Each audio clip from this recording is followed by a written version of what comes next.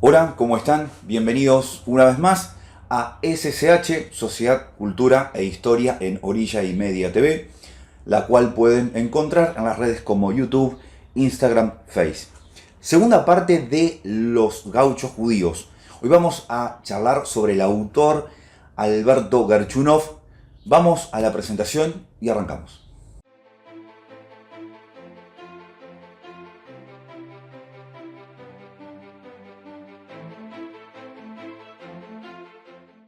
Tu hogar no es donde naciste. El hogar es donde todos tus intentos de escapar cesan. Esta frase pertenece a Naguib Mahfouz, algo así creo que se pronuncia, escritor, columnista, dramaturgo y guionista de cine egipcio de descendencia árabe. Premio Nobel de Literatura en 1988. Creo, sin equivocarme, que es la frase perfecta que define a Alberto Gerchunov. Tu hogar no es donde naciste. El hogar es donde todos tus intentos de escapar cesan. ¿Por qué, de entre todas las posibilidades, un inmigrante elige ser de nuestra tierra?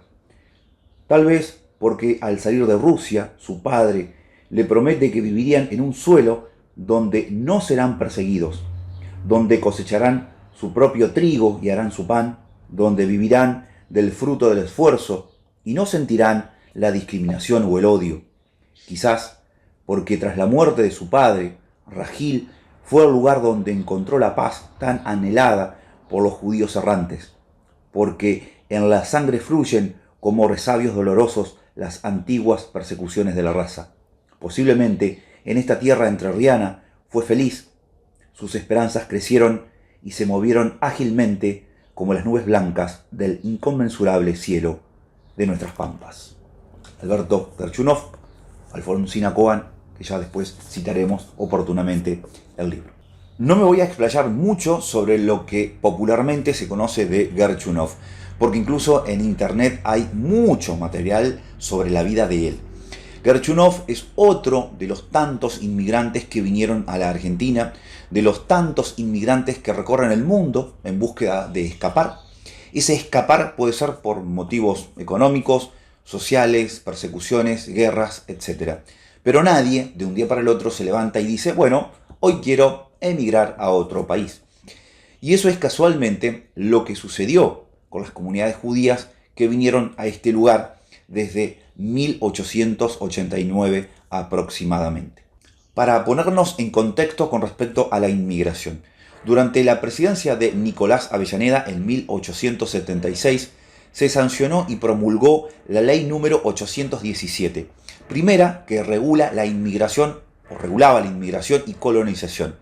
La ley consta de 121 capítulos, la mitad de ellos dedicados a la inmigración y la otra mitad a la colonización. En el capítulo 2 de los agentes de inmigración en el exterior, artículo 4, el Poder Ejecutivo podrá nombrar agentes especiales en todos aquellos puntos de Europa o de América que considerase convenientes, con el encargo de fomentar la inmigración para la República Argentina. La dotación de estos empleados será fijada por la ley del presupuesto. Artículo 5. Serán atribuciones y deberes de los agentes de inmigración.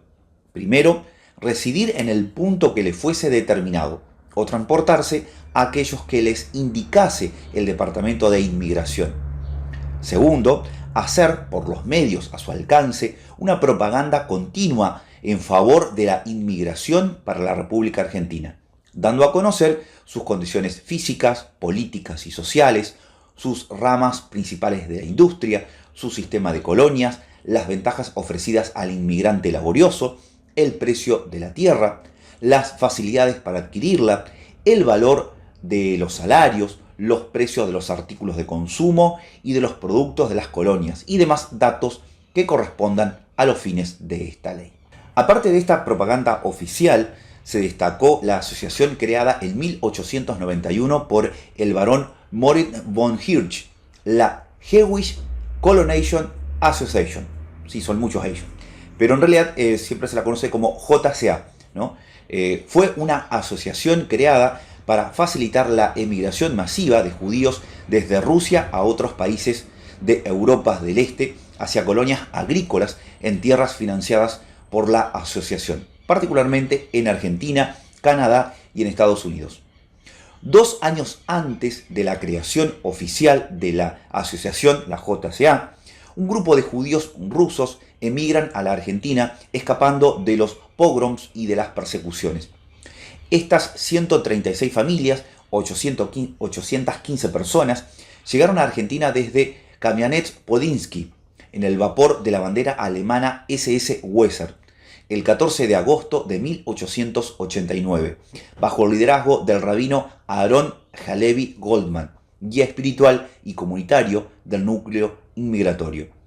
No es tratamiento, por supuesto, en este video de las persecuciones que se estaban dando en la Rusia de los zares, tanto de las comunidades judías como alemanes asentados en el Volga. Pero sí podemos decir que las inmigraciones tanto de judíos como alemanes del Volga tienen un mismo patrón y época.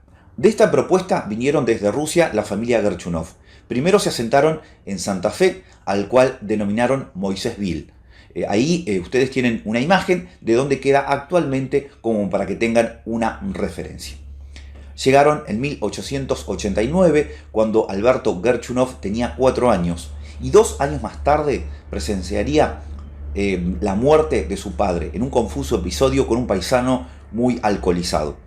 Con esta situación y la madre como sostén de familia se trasladan a Entre Ríos, Villa Domínguez, al cual bautizaron Colonia Ragil. En Entre Ríos, la familia Gerchunov solo va a estar 3 años, pero solo bastó ese corto tiempo para que Alberto Gerchunov, por ejemplo, escribiera el siguiente texto del ensayo Entre Ríos, mi país. De allá soy, amigos míos, soy de los contornos de Villaguay, el rocío que escarcha en el amanecer la costa gramillada del Vergara refresca mi corazón, y al acordarme de Entre Ríos, de Villaguay, del Vergara, de Domínguez, de aquella casita con techo de paja en que era tan sabroso el pan, veo aclarar en mí como aclaraba el cielo cuando iba montado en el flaco tordillo en busca del barroso y del yaguané, con sus cuernos puntiagudos, separados y curvos, en el alba ponía una relumbre de nácar. Entre Ríos, tierra benévola, tierra de hombres leales, guarnecida de ceibos, diste fondo a mi alma, y en mi alma conservaste, con el temblor de los árboles de Montiel, con tus aguas sonoras, un rumor de cántico. Amigos míos, yo soy de allá. Alberto Gerchunov, Entre Ríos, mi país. Alfonsina Cohen, escritora, docente, publicó en el año 2019 Alberto Gerchunov, periodista, crítico y pensador, a través de Ediciones del CLE. Este libro se consigue en la localidad de Villaguay, en la oficina de turismo. Eso sí, el problema es que no lo envían. Bueno, yo particularmente tengo familiares ahí en Villaguay. Una tía me lo compró y me lo envió por correo. Muchas gracias a la tía Emi, maestra jubilada ella, que me acuerdo pasar horas en la biblioteca de la escuela donde ella trabajaba. Me lo compró y envió por correo. Un libro muy recomendable, que debajo les dejo un link a páginas de internet donde hay una síntesis muy interesante casualmente de este libro. A continuación vamos a leer textualmente algunas partes del libro. Alberto Gerchunov no tuvo la misma vida en Buenos Aires, trabajando en distintos oficios solo para poder contribuir con la economía familiar. Pero su ansiedad y capacidad para leer y estudiar lo llevó a estar en el lugar y en el tiempo justo o preciso. Con 14 años trabajaba de pasamanero, el trabajo de hilar tela, y estudiaba en el Colegio Nacional de Buenos Aires. Su profesor de castellano, Joaquín B. González, lo estimaba mucho. Cierto día le habló a su maestro del dolor que sentía por no ser argentino. No tenía aún los 16 años necesarios para naturalizarse. González y el rector de la institución llevaron al niño de 14 años en auto sin darle explicaciones, hasta que Alberto interrogó. ¿A dónde vamos?, pregunté tímidamente. Pues hombre, exclamó el rector, a hacerlo argentino. ¿Acaso no lo es en realidad? Fíjense que estamos hablando del mismo Joaquín B. González, la persona que le encarga a Vialet Macé en 1904 el informe sobre el estado de la clase obrera en el interior de la República. Libro que me tomó 10 videos y que hemos compartido en este canal. Alberto Gorchunov trabajó 42 años en el diario La Nación y 15 años colaborando en otros. Periodista, escritor, hombre de carácter mordaz y crítico, de humor ácido. Según Manuel Gálvez, declamaba en forma verborrágica y escatológica. Su vida puede definirse en términos de voracidad. Escribía mucho, leía mucho, comía y fumaba mucho, trasnochaba mucho y hablaba mucho. En su vida y formación hubo personas centrales, pero Roberto Pairó fue la puerta de ingreso al mundo de la intelectualidad de su tiempo. Una figura esencial en su desarrollo como escritor y periodista. Al mismo tiempo, un amigo incondicional. Por él conoció al expresidente de la Nación y director de uno de los diarios más importantes de Latinoamérica, Bartolomé Mitre. A su lado comenzó el vínculo con notables escritores como Leopoldo Lugones, José Ingenieros y Rubén Darío. Con Manuel Gálvez tuvo marcadas diferencias ideológicas, lo que no impidió que compartieran una intensa amistad y crearan la revista Ideas, hasta que en la década del 30, con su impronta ideológica, los separó definitivamente. Mónica Surmuk afirma que a los 18 años ya había experimentado en carne propia las injusticias del sistema capitalista. Ya había hecho suyo el castellano sin perder el yiddish, que había conocido el amor y la amistad, y ya había presenciado actos de violencia extrema. Gracias a las gestiones de sus profesores del Colegio Nacional, era argentino. Sabía que la escritura era un arma para la justicia y la redención. Con la frente en alto y la memoria de los cuerpos destrozados de su padre y su compañero de trabajo, se afilió al socialismo, convencido de que una sociedad más justa era posible y de que la política y la escritura eran armas para crearla.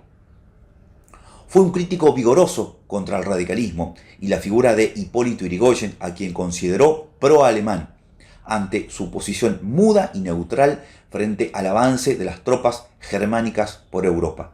Mónica Surmuk escribió una extensa biografía, también de Alberto Gorchunov, llamada La vocación desmesurada, una biografía, de la cual casualmente Alfonsina Cohen toma partes de este libro para escribir el suyo.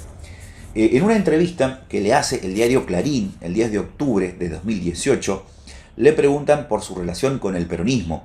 Ella responde: fue una relación complicada. Él era antiperonista, como mucha de la intelectualidad de ese momento. Por otro lado, a partir de la década del 30, después del golpe en la Argentina y del acceso al poder de Hitler en Alemania, su actividad política estuvo muy relacionada con Europa, con el avance del fascismo y del nazismo. Si bien se declara antiperonista, su eje principal de atención era la creación del Estado de Israel. Fue contratado por la agencia judía para conseguir los votos latinoamericanos para la creación del Estado de Israel y, en esa tarea, tuvo relaciones con quienes lo podían ayudar en el objetivo de lograr la creación del Estado, que recibiera a los sobrevivientes judíos del nazismo. Así, colaboró con políticos y legisladores peronistas, radicales, socialistas. Fue presidente de la Asociación de Periodistas Antifascistas y tuvo mucha vinculación con la Junta de la Victoria. En esos años ya estaba muy enfermo y débil, pero siguió viajando por toda América Latina para conseguir los votos para la creación del Estado judío en las Naciones Unidas. Alejándonos de su biografía, la cual, reitero, hay mucho material en internet o adquiriendo este libro, la escritura de Los Gauchos Judíos ha traído una serie de posicionamientos críticos, no solo por su título, considerándose inapropiada, sino también por la exaltación, un tanto exagerada, del autor a colocar la integración de las comunidades judías con el habitante argentino. Por ejemplo, podemos leer textualmente del libro Vida cotidiana de los judíos argentinos, del gueto al country, de Eduardo Fernstein, editorial Sudamericana, 2007, página 35. Algo muy similar sucedió con El Gaucho Judío, simpática y vigorosa entelequia, que ya pertenece a las añoranzas de un pasado siempre idealizado. El responsable de esa figura de enorme fuerza en el imaginario judeo-argentino fue Alberto Gerchunov, quien, para las celebraciones del centenario de 1910 y con apenas 26 años de edad, publica esa inmortal obra que lo constituye para las generaciones sucesivas en el patriarca literario de su colectividad. El conjunto de relatos entrañables, bien escritos, de profundidad humana y paisajística, con situaciones y personajes inolvidables de los primeros tiempos de la colonización, exalta el proceso de integración de sus paisanos a la nueva tierra y fue elaborado seguramente a instancia de su padrino literario Roberto Pairó y sus nuevas vinculaciones con el grupo cultural del diario La Nación, redacción a la que Pairó lo hizo ingresar y donde esos relatos fueron siendo publicados por separado. Hay toda una discusión con respecto a la integración que tuvieron las comunidades ruso-alemanas y las comunidades judías. Por ejemplo, en el año 1909, el director general de enseñanza de Entre Ríos, Manuel Antequeda, le responde de manera fuerte y directa al entonces inspector del Consejo Nacional de Educación, Ernesto Babbio. El informe que escribe Antequeda, titulado Breve exposición de las escuelas ruso-alemanes e israelitas y leilaines de la provincia de Entre Ríos, Antequeda refuta categóricamente la descripción que eleva Babbio al presidente de la Nación, Ramos Mejías, en noviembre de 1908. Expresa Antequeda en su informe: repitamos las palabras del señor Babbio.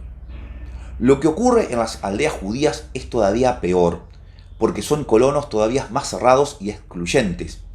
Allí, toda la enseñanza transmitida en las escuelas, absolutamente toda, es en hebreo y no hay más libro de lectura que la Biblia. Las colonias judías pertenecen a una compañía con asiento en el extranjero, propietaria de la tierra y de sus judíos, representada por una administración local que monopoliza todos los servicios, hasta el de la educación, pues ella es la que organiza las escuelas, que designa personal y, lo que es increíblemente, las hace subvencionar por el gobierno de la provincia. En ella no se enseña ni el castellano, ni la geografía, ni la historia argentina. Manuel Antequeda realiza toda una exposición donde explica con detalles y argumentos los groseros errores en los que incurre Ernesto Babbio, explicando que estas dos comunidades son muy distintas en su condición de inmigrantes, comunidades que han resistido su perseguimiento a base de ser muy celosos o celosas en cuidar su patrimonio cultural. Pero incluso Antequeda expone una serie de informes que se han realizado en la provincia de Entre Ríos, en los departamentos donde se encuentran asentadas estas dos comunidades, y ni por lejos es tan parecido a lo que envía Babbio al presidente de la República. Bajo el link del libro en PDF. Si creen oportuno leerlo, porque no tiene desperdicio, la manera que expone Antequeda su visión con respecto a la integración en el sistema educativo para esa época, ¿no? Están llevando adelante estas dos comunidades o colectividades. No me extiendo más, solo para culminar este segmento dedicado a Alberto Gerchunov, autor del libro Los Gauchos Judíos, entre otros, por supuesto. Es decir que falleció un 2 de marzo de 1950, muere de un ataque del corazón en plena calle en la ciudad de Buenos Aires, mientras dos de sus nietos lo aguardaban para ir al cine. Muchas gracias por llegar hasta acá. Nos vemos en la tercera parte dedicada a la película Los Gauchos Judíos.